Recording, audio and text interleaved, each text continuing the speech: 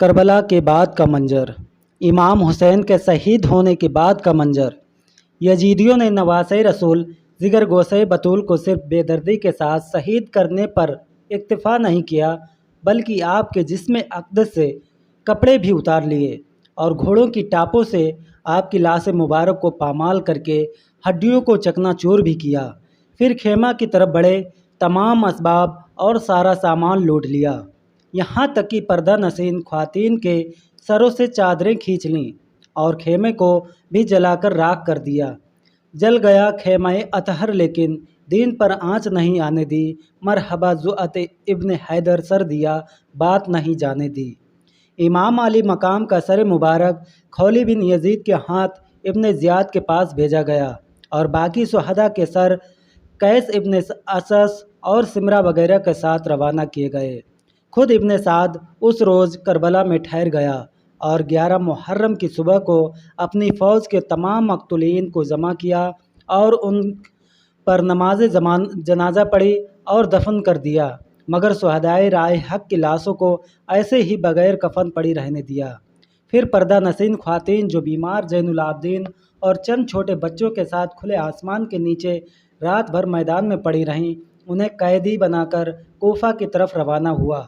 یزیدی فوج کے ایک سپاہی کا بیان ہے کہ جب حضرت زینب اپنے بھائی حضرت حسین کے ساتھ حسین کی لاش سے گزری تو انتہائی درد کے ساتھ روتے ہوئے کہا، آپ پر اللہ اور ملائکہ مقربین کا درود و سلام ہو۔ حسین میدان میں پڑے ہوئے ہیں، خون میں ڈوبے ہوئے ہیں اور تمام اعضاء ٹکڑے ٹکڑے ہیں۔ آپ کی بیٹیاں قید میں جا رہی ہیں، آپ کی اولاد قتل کی گئی ہے، ہوا ان کی لاشوں پر خاک اڑا رہی ہے۔ حضرت زینب کے ان الفاظوں کو سن کر دوست و دشمن سب رونے لگے۔ پھر جب کربلا میں یزیدی لشکر چلا گیا تو قبیلہ بنو اسد جو قریب کے گاؤں گجریہ میں رہتا تھا، حضرت امام اور ان کے ساتھیوں کی لاشوں کو آ کر دفن کیا۔ امام کا سر انور اور ابن زیاد۔ امام علی مقام کا سر انور جب کوفہ پہنچا اور بھرے دربار میں ابن زیاد کے سامنے ایک تخت میں رکھا گیا، اس وقت ظالم ابن زیاد کے ہاتھ میں چھڑی تھی، جس سے وہ آپ کے لبوں اور دانتوں کو ٹھوکر دینے لگا۔ سرکار اقدس صلی اللہ تعالیٰ علیہ وسلم کے بوڑھے صحابی حضرت زید بن ارقم رضی اللہ تعالیٰ عنہ اس وقت وہاں موجود تھے۔ اس گستاخی کو دیکھ کر تڑپ اٹھے اور روتے ہوئے فرمایا، چھڑی کو ہٹا لے، خدا کی قسم میں نے اپنی آنکھوں سے رسول اکرم صلی اللہ تعالیٰ علیہ وسلم کو دیکھا ہے کہ وہ ان لبوں اور دانتوں کو چوما کرتے تھے۔ اور پھر وہ زاروں قطار رونے لگے۔ ابن زیاد نے کہا، خدا تجھے خوب رلائے، اگر تو بوڑھا نہ ہوتا اور تیری عقل خراب نہ ہو گئی ہوتی تو میں تیری گردن مار دیتا۔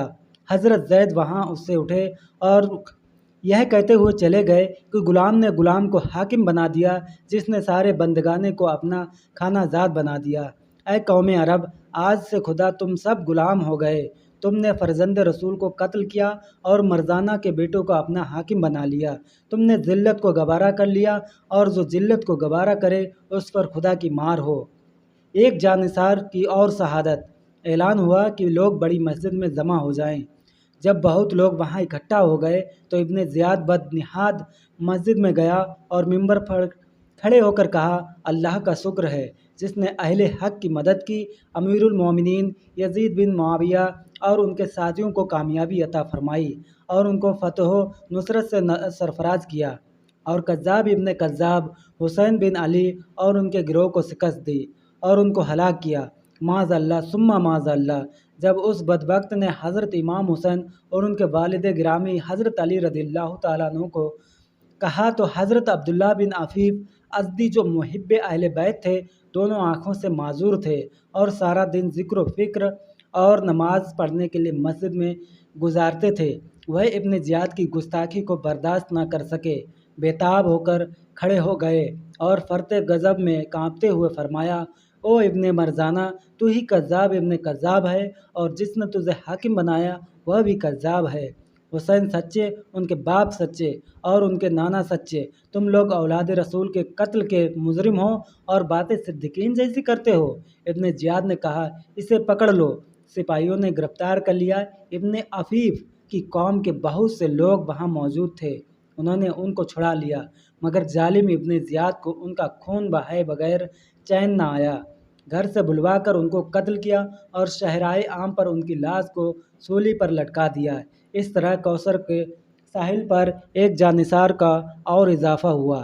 फिर इब्न ज़ियाद बदनिहाद ने इमाम अली मकाम के सर मुबारक को कोफा के कूचा व बाजार में फिरवाया और इस तरह अपनी बेगैरत व बेहयाई का मुजाहरा किया। उसके बाद हज़रत इमाम और उनके तमाम जानिसार शहदाए किराम के सरों को और आसिरान अहले बैत को एक जमात के हमरा सिमर वगैरह की सरकर्दगी में यजीद पलीद के पास इस हालत में रवाना किया कि हज़रत ज़ैनुल आबिदीन रज़ियल्लाहु ताला अन्हु के हाथ पाँव को जंजीर में जकड़ दिया गया था और बीवियों को ऊँटों की नंगी पीठ पर बिठाया गया था और जालिमों ने हुक्म दिया था कि सरों को नेज़ों पर चढ़ाए हुए आबादियों में से होकर गुजरना ताकि लोगों को इसका इबरत हो और आइंदा कोई यजीद की मुखालफत पर आमादा ना हो।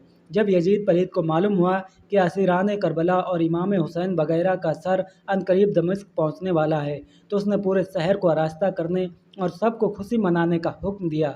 रसूल अल्लाह सल्लल्लाहु ताला अलैहि वसल्लम के एक सहाबी हज़रत सहल रज़ियल्लाहु ताला अन्हु तिजारत के लिए मुल्क शाम आए हुए थे।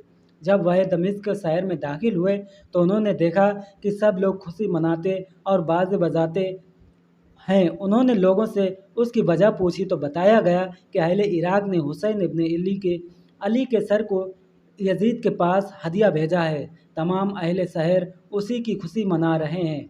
हज़रत सहल रज़ियल्लाहु ताला अन्हु एक आह भरी और पूछा कि हज़रत हुसैन का सर कौन से दरवाजे से लाएंगे? कहा बाबू साहब से। आप उसकी तरफ तेज़ी से दौड़े और बड़ी दौड़ धूप के बाद अहले बैत तक पहुंच गए। आपने देखा कि एक सर जो रसूलुल्लाह सल्लल्लाहु अलैहि वसल्लम के सर मुबारक से बहुत ज़्यादा मुसावा है नेज़े पर चढ़ा कर रखा गया है। उसे देखकर आप बाइख्तियार रो पड़े। अहले बैत में से एक ने पूछा कि तुम क्यों रो रहे हो? हज़रत सहल ने पूछा आपका नाम क्या है? फरमाया मेरा नाम सकीना बिनते हुसैन है। उन्होंने फरमाया और मैं आपके नाना जान सल्लल्लाहु ताला अलैहि वसल्लम का सहाबी हूँ। अगर मेरे लायक कोई खिदमत हो तो हुक्म फरमाइए। हज़रत सकीना ने फरमाया मेरे वालिद का सर अनवर को सबसे आगे करा दीजिए ताकि लोग उधर मुतवज्जा हो जाएं और हमसे दूर रहें। हज़रत सहल रज़ियल्लाहु ताला अन्हु ने 400 दिरहम देकर हज़रत इमाम के सर मुबारक को मस्तूरात से दूर करा दिया। इस वाक़े से मालूम हुआ कि मुहर्रम के दिनों में बाजा बजाना हज़रत इमाम हुसैन रज़ियल्लाहु ताला अन्हु के दुश्मन यजीद की सुन्नत है। आपके मुहिब्बीन का घर तो मातम कदा बना हुआ था। उनके यहाँ इस मौके पर बाजा बजाने का तो कोई सवाल ही पैदा नहीं होता। अलबत्ता इमाम की शहादत की खुशी में यजीदियों ने बाजा बजाया था मगर अब इमाम अली की मोहब्बत के दावेदार बजाते हैं। खुदा ताला उन्हें समझ अता फरमाए और यजीदियों की सुन्नत पर अमल करने से बचाए। आमीन। अस्सलाम वालेकुम दोस्तों, अगर वीडियो पसंद आया तो लाइक करें, शेयर करें, सब्सक्राइब